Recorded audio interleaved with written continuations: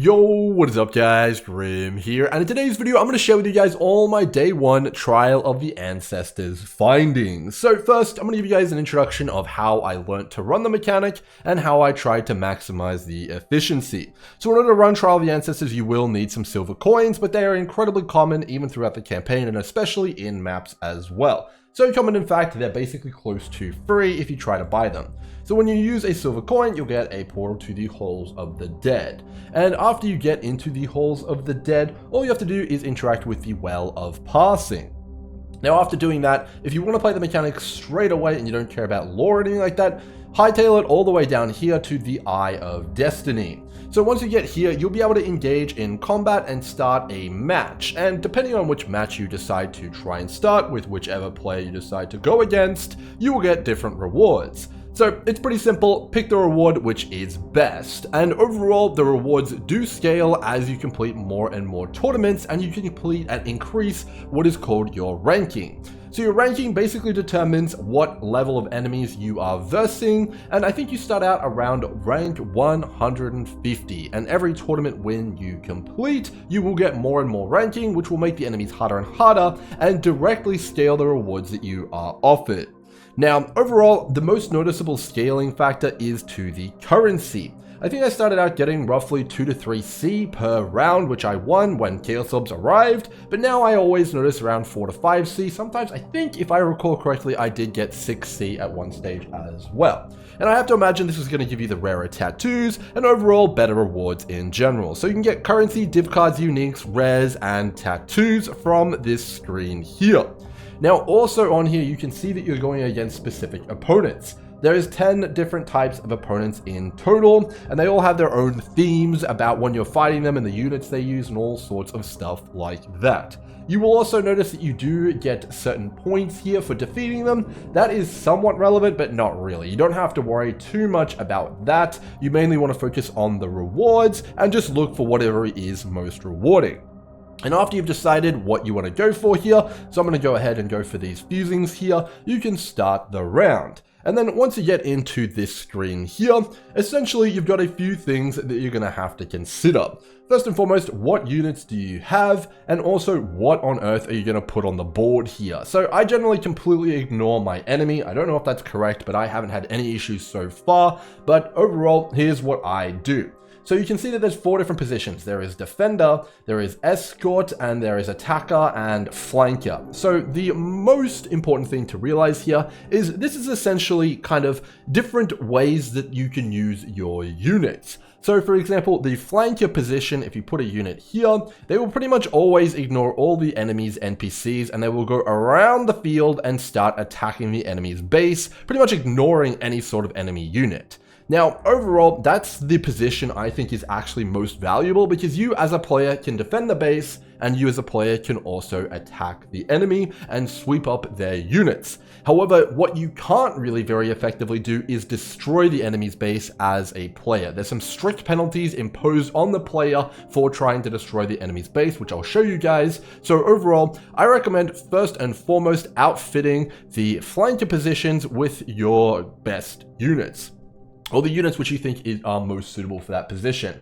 So I generally try and put some melee guys here. Like we've got a Tuatara. I generally kind of use this guy here first and foremost. Basically, you want a unit which is pretty quick and, not going to be too much of a kind of overall beast. So kind of weak, melee, fast. That's the kind of vibe you want here. So we're going to go ahead and put this warrior here. We're going to go ahead and put, maybe this guy, this Hidekora's Horn, and the Fieldmaster here. So these guys are all going to go and try ahead and destroy the enemy's base. Now, the next position I generally try and fill out is the attacker and escort position. So I generally put all my melee fighters who are intended to be doing damage or interacting with the enemy in the front here. So tanks, guys who do kind of any sort of melee attack, anything like that. And I generally put all my casters in the escort kind of position here.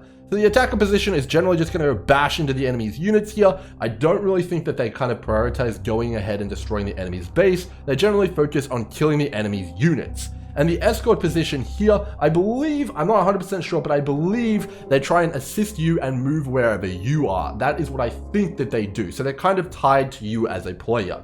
So attackers go for the enemy's units, the flankers go for the enemy's base, and the escorts are generally trying to help you.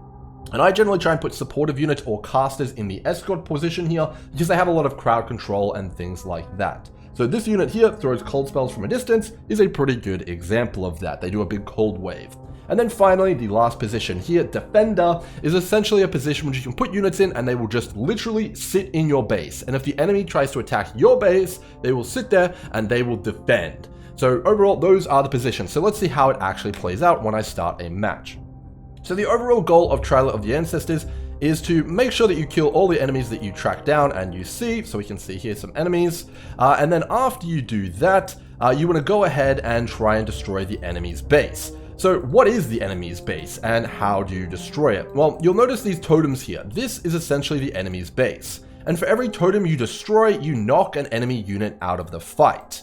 Enemy units respawn at these totems after you kill them after a few seconds, and after you knock them out of the fight, they can no longer respawn in the current round. Now the catch is that also goes for you. The enemy will try and attack your totems as well and knock your units out of the fight, and of course if they destroy your totems, then your units won't respawn for the rest of the fight either. And that's basically the name of the game. Now in order to destroy a totem though, it's not quite clear cut. You don't use your skills, you don't use your abilities, you actually have to channel on the totem by left clicking on it. And you'll notice that the life bar goes down, and that's going to be how it kind of goes. Now, there is a catch with this though. As a player, your channeling is actually as good as one unit on your team. So you as a player are obviously far more powerful than any unit on your team though. You can kill the entire enemy's wave of units by yourself, but your allies can only kill 1 or 2 enemies, maybe max, by themselves. So overall, you would much prefer to be killing enemies yourself while your team does the channeling on the totems. And that's why we prioritized the positions earlier and went for what we did. And that's kind of why you set things up the way you do. Now that also goes for defending though. You can also make it so the enemies can't attack your base as easily and all sorts of stuff like that as a player. So overall, that's what I recommend. You're going to put all your units in the flanker position, then go and prioritize attacker, and then finally prioritize escort. And then if you have any units left over, go for defender. That is my overall guidance on that one. Now, when you're in a fight though, why am I saying that it's so hard for a player to attack, even though it might not be as efficient? Well, if you go ahead and come up here and you try and attack an enemy totem, and you kind of start channeling, you're like, I'm going to kill this here. An enemy, if they hit you, will actually stun you for an incredibly long time here. Death draw, 5-second stun. So if you get hit at all by anything, even if they sneeze on you, they will stun you, which is obviously a disaster. And of course, enemies can come and attack your totems as well, but it also goes for them. If you hit them while they're trying to channel your totems, you will also stun them. So there is a massive penalty for trying to attack the enemy's base, or when the enemy attacks your base, and they get hit. So overall, the best approach really is kill all the enemies, protect your base by knocking them out, and then allow your units to do all the channeling because you have so many of them, and they will essentially dogpile the enemy's totems and completely wipe out their base. Generally, the first few totems that you knock out are the most important because they overall will kind of turn the tide and make it so enemies kind of have less of a presence, and you will essentially just overwhelm them after some time and completely crush them. And that is generally the TLDR of the Trial of the Ancestors kind of mechanic there. That's all you really have to do. Put the positions correctly, make sure you defend your base and attack the enemy's units, and that's pretty much all there is to it. So let's talk a little bit more about beefing up your team though, and also acquiring new units. So when you're actually fighting against these enemies here, the tournament will progress. So after you beat each round, you will have more enemies to fight. Their rewards will be refreshed. So you can see here we have a fresh set of rewards here, and you can go up against those enemies and kind of take them out in a new fashion here. But as you move through the tournament, the enemies will get stronger and stronger and stronger, and then in the finals, you'll be up against enemies which have full elite enemies and teams and all sorts of stuff like that. So in order to match their strength, you can spend favor with each of the different clans, have you will, and get new units and upgrade your units. So what are you going to do with those points? Well, what I've found to be the best is first and foremost, after every round, you're going to get 250 coins regardless of whether you win, lose, or who you battled with Navali. And Navali will always offer you 1 unit for 250. So the first thing you guys are going to want to do after you beat a round and you kind of come out, win or lose, is go to Navali and buy a unit. You can control click it, and that'll give you an extra unit to place on the field, and you're going to put them in the positions which I told you guys.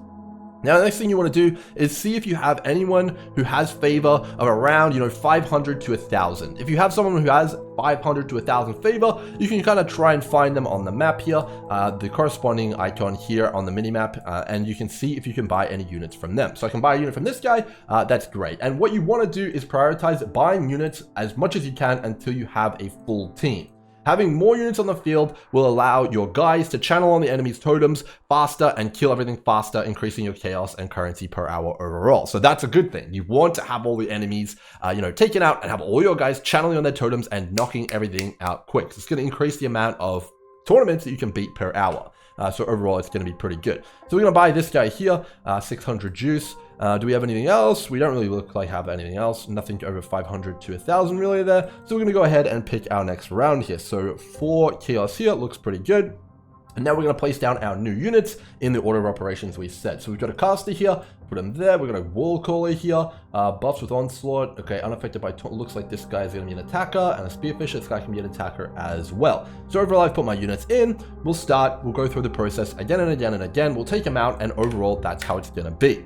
So let me give you guys a little bit more of an idea on how much currency you guys can expect to make from this mechanic, as also how profitable it is. So overall, generally where I'm at, which is item level or enemy level 79, you're going to be getting roughly, anywhere between 2 to 5C worth of value from beating around, kind of per win. Whether that's raw chaos or other assorted currencies or anything like that. So it's not bad, but sometimes, especially if you're a little bit weaker, you will have some trouble with the mechanic. It can take you anywhere between, 5 upwards to 10 minutes to beat a round. So that's not going to be the most insane currency per hour, at least for now, with the current understanding we have of how everything works and the very rudimentary understanding of the units and the way to assign them that we have. Now, it could get better and higher rankings, I'm not too sure yet, but overall that's where we're at. Now, tattoos is also a very good reward here, but in general, the community hasn't really caught on to tattoos. No one's really buying them for any large amount of currency, and you don't really get the best ones very frequently, at least from what I've seen so far. I've had all my tattoos, which I've gotten in a 10C dump tab right now, for the entirety of day 1 and a portion of day 2 here, and I haven't gotten a single DM for any of my tattoos here, so I've just been using them myself. But overall, if tattoos become more expensive, then of course this league mechanic will become more rewarding. But at least right now, that's kind of where we're sitting at. Now, after you finish a tournament here, after you complete enough matches, which is in the ballpark of around 7 to 8, you will get a special reward. Hinakora will, be like, hey, you won the tournament, and she will give you your standard reward from beating the round, but she will also give you a choice between 2 other rewards. So far, this has always been a choice between an honored tattoo and an omen. And you can choose between one of those 2, and they're both random what you can get. So far, I haven't really gotten anything good from the end of tournament rewards. I've always picked the tattoo, but as I mentioned, no one's really buying tattoos right now. However, I do think that most of the best tattoos are actually honored tattoos, so beating tournaments is likely going to be the way to go. And as mentioned, silver coins really aren't that expensive at this point, so definitely not too bad there. You could potentially, if you can clear out the rounds pretty quickly, make some pretty reasonable currency per hour, assuming the tattoos are eventually going to be going up in price. Now, a bit of an advanced set of info here, so we've kind of gotten through the basics. Let's take a little bit of a look of how we kind of, really get things going and try and increase our clear speed here. I'm going to give you guys a few tips. So generally, you have to kind of defend your base. Whenever you see an X on any of your totems, go over, stun them, kill the unit, make sure they don't kill any of your guys. But yep, you can see an X down there, get him out of there. I want to give you guys a bit of info on what I generally do when I've got downtime though. So all these guys are respawning. We've got our totems killing everything in general here. But what I like to do is kind of hang around the back of the enemy's base. And whenever I see I've got a free second, I will start to click on an ancestor totem here, and I'll just wear them down. But as soon as any enemy starts to come near me, I will of course move away. But sometimes I can snipe a totem here or there. I'm gonna go stop this guy from killing my totem here, off screen him a bit with some LA here, and get him to stop. But yeah, if you can pick off any HP on any of the enemy's totems, or you can pick off a whole totem, that's really going to make it so you're clearing a whole lot faster and turning the tables on them a whole lot faster as well. So I'm going to pick off this one here. That's going to be a unit knocked out for the enemy there, which is going to be pretty great. Stop this guy from attacking me here.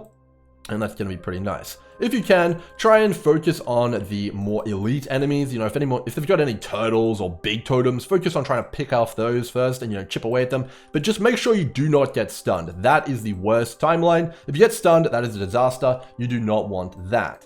So that's basically the TLDR and everything I've discovered so far on day 1. Of course, day 2 will probably have more advanced tactics which we discover and mess around with. Definitely look out for the tattoo video I'm going to be putting up though. It's going to be going over all the best tattoos and kind of ranking them preliminarily. And you guys can maybe find a few tattoos that you want to use on your build, because I'm personally using a ton of tattoos so far and they really do help you out quite a lot. I'm using all these tattoos here and I wish I could use even more, but buying them is a little bit annoying because they're so cheap, no one responds. But hopefully this has given you guys a little bit more info on Trial of the Ancestors. If you have any suggestions or questions, put them down below. I'll read them and respond to them and then maybe use them in the next video. But hopefully you guys have enjoyed. Until next time, cheers.